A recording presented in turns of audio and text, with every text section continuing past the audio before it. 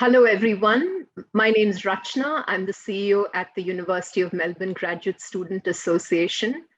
And once again, I am really delighted. I have had the opportunity to host the Gradchat event with the GSA President. I have with me Jeremy Waite and Dr. Natasha Abrahams, who is our Manager for Policy and Advocacy. So thank you, both of you. I am delighted that I've just got this opportunity to have a chat with you and hear from you what GSA has from our advocacy perspective, and really love listening to the two strong advocates of our organization. So before I commence, I'd like to acknowledge the this Zoom meeting or the webinar that I'm hosting, and I'm hosting it from the traditional land of the Wurundjeri people. I'd like to formally recognize all the elders, families, and forebearers of the Wurundjeri people, and also acknowledge the different lands from where you are joining me, and acknowledge that this land has been their land for millennia. I also want to acknowledge that the land on which I'm here and where we're meeting is a stolen land. And this stolen land has never been there. This land has never ceded their sovereignty of their land, and the treaties have yet to be negotiated. So, Jeremy, wonderful. It's about 4 months, I think, you have had, or 3 months after your second term. It's wonderful to have you continue as our president. And today I thought it would be lovely to have a chat with you because we find ourselves again in lockdown.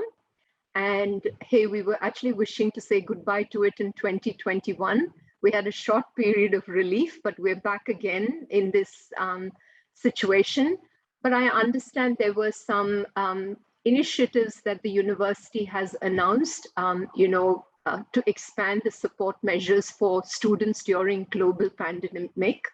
And one of your key role is being a strong advocate on behalf of the membership and taking this collective advocacy through. Would you like to comment on some of the wins and the positive measures that have been put forward? Yeah, sure. Thank you, Rachna, for that introduction. So as you've said, myself and many others have been advocating to the university for more supports, particularly of a financial nature, to students in 2021. We did have quite solid supports in 2020, which we all were quite familiar with. So it has been quite challenging having a year without that really specific support for students. So what has recently been announced by the university is essentially a range of scholarships that students can access. These scholarships are designed to increase equity in higher education, as noted by the university. But in particular, I think the biggest wins were the supports offered to international students, in particular offshore international students. So international offshore students, whether returning or whether they're commencing and coming into Australia for the first time, will be eligible for, based on the announcement, a one-off $4,000 payment and an additional package as well to support the cost of them relocating to Australia, which is something that GSA has long advocated for. There is also a range of new scholarships for international students, particularly those that are high achieving. And there is also an expansion for all students for the Melbourne Graduate Scholarships Program, which will give scholarships to students who are currently undergraduate students and who are looking to enroll in a postgraduate degree also at the university. So those are the main highlights. And I think, GSA really appreciates that this is a step in the right direction and is much appreciated. Thank you, Jeremy. I think any news at this time seems to be very positive for our student population, because I can see every day throws in a new challenge for the students. And Natasha, as I understand, you've been doing a lot of advocacy and research, action research, even in 2020 in relation to COVID-related issues. Would you be able to kind of, from your own experience and research findings, from what Jeremy has highlighted, what do you think some of the issues or challenges that students have been voicing have been addressed through this package? That's a fantastic question. So it's worth noting that before COVID, student poverty was a very severe issue for a lot of students. It's not an issue that has been created by COVID and the lockdowns, but for many students, it is an issue that has been exacerbated by COVID, and many are experiencing financial hardship for the first time or at a different level to where they were before. So as you mentioned, Rachna, we have been doing a lot of work with students in getting their feedback. And what we've heard pretty consistently from the students is that financial support is a really big need, particularly right now when many have lost work and don't know when they will be able to work again, noting that a lot of students work in industries like hospitality, which have been really hard hit by COVID. And of course, many of our international students are offshore, where they are not able to work in Australia at all. And these financial hardships can make it really difficult for students to engage in their study. And in addition to that, we've also heard so much feedback from students about the hardship levied by excessive tuition fees, especially when they're finding that's not lining up with the quality that they would expect for what they're paying for those degrees. So in terms of the announcement about the additional scholarships from the university, those are more targeted towards higher achieving students, but all students, not just high achieving students, are often struggling with poverty and financial hardship. So more targeted support to these groups would be something that is very much needed in future. Fantastic. I think that you've kind of been a true advocate to kind of talk about the issues where it leads me very well to the next question, Jeremy, because I think as the head president of an organization and where you have close work that you're doing with the Council for Postgraduate Association, every day can be a new challenge. And, you have identified already, leading from Natasha's response, some of the challenges, or we would say some of the, shortcomings of the current package announced. We understand you have a very collaborative relationship with the University of Melbourne and in kind of continuing the advocacy with them and ensuring that, the lobbying continues to kind of ensure student voices are heard. But I guess what would your message be to the students about what are the things that you would like to see being addressed by the University of Melbourne soon? Yeah, no, thank you, Rachna. And as Rachna said, and I think I very briefly mentioned in my first answer, step in the right direction. But I think a lot more work that we need to do with the university to ensure students are properly supported. There are a few key issues, as you mentioned, with this package from a GSA perspective that we really look forward to further discussing with the university. Firstly, that it really has a focus on prospective students or students that are currently enrolled in taking on another degree.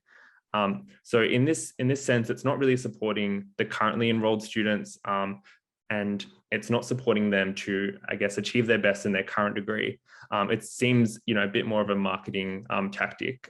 We note that also the university is intending, at least through the policies, to increase accessibility of its degrees.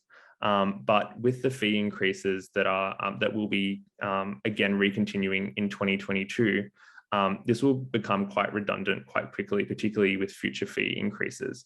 We know that most coursework students, graduate coursework students at the University of Melbourne are full fee paying students. So they are paying already quite a lot of money for their degree. So while it may entice students to undertake another degree, it essentially in the long run might still lead to quite significant financial issues. The other point I would make too, as Natasha said, the newly announced scholarships for international students are really, most of them are focused on those that are high achieving, which is of course great to recognize those students and their achievements. However, we know, as Natasha said, that students who are most affected by the pandemic or financial strain are more likely to have poorer educational outcomes. Therefore, the students that would need this support the most, this financial support the most, are probably not going to be the ones receiving it, which is, from a GSA perspective, really disappointing, because the one thing we have really urged to the university is that there are students in particular need, much like we had the Coronavirus Emergency Support Fund last year that acknowledged that and provided direct support on those specific bases. That does not exist this year. So I think that's a conversation we really look forward to having with the university, to ensuring that these scholarships and the money they're putting aside for them are going to the right students and to really support equity across the board. Thank you, Jeremy. I mean, I think it highlights really the in-depth kind of advocacy that GSA does, that, you know, apart from acknowledging that we are looking for supporting all students, but I think GSA's advocacy has really been for those students who have issues with access and equity, which is one of the, you know, fundamental principles on which our organization operates. So I think that's absolutely, I think, wonderful for our students and our membership to know. Natasha, I just wanted to ask you, in relation to this shortcomings, did you have anything to mention about graduate researchers, which seem to be something on, you know, a high agenda topic even for Jeremy in his advocacy, but would you like to comment it from a research perspective? Yeah, so from the graduate research students, what we've heard really consistently from them over the past year and a half due to COVID-19 is extra time to finish their research. So we have heard from graduate researchers who have been impacted in a number of different ways, which might be delays to their data collection. It might be difficulty concentrating because of anxiety that they're experiencing during the pandemic. It could be that they're stuck overseas and they can't progress their research. And for many who have children, they've been homeschooling, and that has, of course, set them behind in their research program. So we did do a large survey of graduate research students earlier this year, where we did see that leave and extensions continue to be the #1 thing that they are asking for from the university. It's really important to note as well that graduate research students who are the domestic graduate research students are not eligible for a lot of the same government support that other domestic students can get. So they can't get Centrelink study payments, they can't access the childcare subsidy if they have children. So there is a really big need there for financial support, and that's something which future support packages should seek to address. In addition to that, we've heard from a lot of graduate researchers who are offshore, who are seeking the university's support to gain travel exemptions and to cover the costs of quarantine and inflated flight ticket prices when they return. So it's that $4,000 payment in the package is a really big win on that front, but there is always more support needed to get that group back onshore and progressing their research within their cohorts. Fantastic. Thank you, Natasha. I think probably we could spend days and days thinking about, you know, all the issues that students have presented. And one of the things I think the student elected representatives have done is always been available to our students to have a voice, and though we could do more of it. From your perspective, Jeremy, I know you must have had an opportunity to kind of talk to people after the package has been announced. I'm sorry, we may not be able to go through the breadth of different diverse groups, but I thought we may just talk a little bit about 2 or 3 suggestions that you think the university could consider, and we could just go in a line of starting off with the coursework students, and then probably even with international students, and from your perspective, researchers. I just wanted to hear, I mean, even if it is a beginning, I think it's just a conversation we hear from you, and people can continue that conversation with you outside the Gradchat. So what do you think about coursework students? What do you think some practical things that can be done? Yeah, no, thank you, Rachna. I think just building on my previous answer regarding coursework students, students that are in financial need now need that support to really excel in their studies, and they're unfortunately not receiving that at the moment. I will note there is some support through financial aid that I would really encourage any student to attempt to access, because if you are eligible for any of that support, that will be provided to you. However, we do note that's quite limited, unfortunately, and not at the scale that we saw last year. One of the main supports coursework students need is financial support, particularly as they're trying to prepare for exams and assessments and lockdowns. As Natasha said, a lot of them do work in the hospitality industry. So they are under all those pressures as well. We are fortunate that we have, collectively achieved a quite good outcome on the WAM adjustment policy. So that's one reassurance for students. But we also need to deal with the kind of the real pressures of the pandemic as well that are on students, particularly given that some of these scholarships do pertain to high achieving students. If we are excluding students from that because they haven't been able to perform well during the pandemic, that's a high concern for GSA. Regarding international students, we're actually very much welcome the university's commitment to helping international students return to Australia. We're of course very much looking forward to our international student colleagues, many of them returning back to campus next year. However, we do believe there is some more support needed as well. You might see in some of our statements, we do note the costs combined of international flights, quarantine fees, also the difficulties once they arrive in Australia, are expected to find accommodation and things like that. We think the university could potentially provide support, particularly in that initial period once students arrive, to help them settle without incredibly high costs. But regarding research students, as Natasha said, I don't really need to go into too much detail on this, so thank you, Natasha. But essentially, a lot of research students that I've spoken to are really just needing extensions or leave for their candidature to complete their degree. They feel under immense pressure to complete on time, or they feel immense pressure to kind of soldier on. However, that's incredibly challenging, and it's not even just a matter of whether you've got an on-campus kind of lab-based research project. I think all research students are really feeling that at the moment. So we'd really like to see some of these financial supports even available to research students, because the ones that have been announced so far, by most of them aren't accessible to research students. So I think a lot of work that needs to be done in the research student area. So we look forward to continuing our work for research students.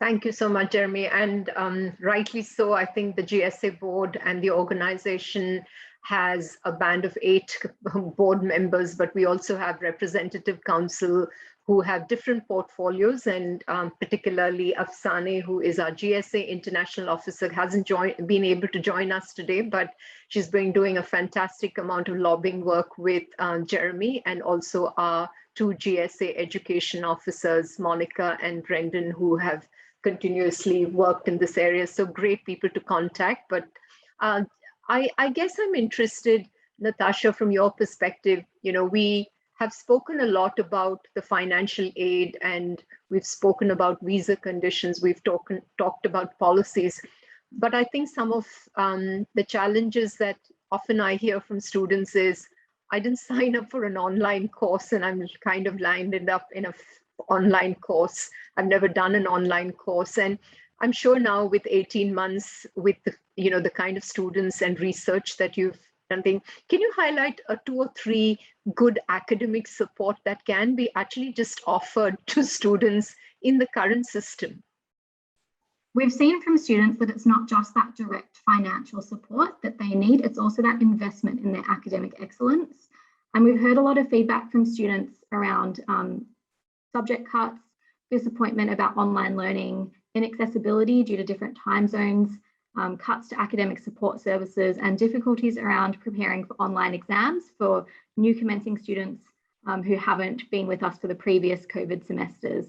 So there's a real need for the university to provide robust and ongoing targeted support to students, particularly students that are newly joining us during this online semester, so that they are able to achieve academic excellence in their degrees. Thank you so much. I mean, I'm sorry, it's just a grad chat, so I definitely have limitation of time. But Jeremy, I think the most important thing for anybody during global pandemic is the sense of isolation and the ability to be felt heard and the ability to feel inclusive as a part of an organization which is actually a graduate association, which is funded totally by the SAF funding. What did you have something proposed by the GSA board as well as you as a president so that the ongoing conversation can help people to kind of even feel less isolated and heard? Did you have anything that you'd like to kind of share with our membership? Yeah, thank you, Rachna. A very good and important question. We know that students always guide what we do at GSA, and much of what we've talked about here today are either through surveys that the policy and advocacy team have done or students that I've had conversations with. So that remains incredibly important to us. Thank you to the students that attended the town hall recently. It was really great to hear some of the ideas that you have and priorities that you have for GSA. We do fortunately have also quite a lot coming up and further opportunities for you to get involved. We know that, we not only want to hear your perspective on things, but we also know that it can be really helpful to come along and see that many other students are in a similar position to you. It's not just you facing these issues alone. On that, so we have our upcoming policy platform consultation, which will be led by myself as the GSA president and the GSA board, and facilitated as well by staff. So these will be coming up very shortly. I'd strongly encourage any graduate student to come along, particularly if you do have something you want reflected in GSA's work, if you want, something, maybe some idea that you've got that would actually really help a lot of students. We'd love to hear it, because this is, like as Rachna said, this is your organization as graduate students, so please make the most of it. You can also contact us at any time, so it doesn't have to be through one of these specific events. So we've got the policy and advocacy team at GSA, which Natasha heads. So you can contact them about a lot of these things. You can also contact me as well. And I believe we'll have those email addresses up on the screen, so I won't read them out for now. But anytime, please get in contact. But otherwise, please come along to the policy platform consultation. The GSA board would really love to see you there and have those discussions. Fantastic. Thank you so much, Jeremy and Natasha, for that note. I think these are great advocacy outcomes, and it's really good to see the collaboration between the university and our student association partners, AMSU, who along with our board have and our advocacy team have had some ability to bring some positive changes and some outcomes which would benefit our graduate community and the other students. So thank you once again, and we look forward to kind of having these similar kind of chats into the near future. Thank you.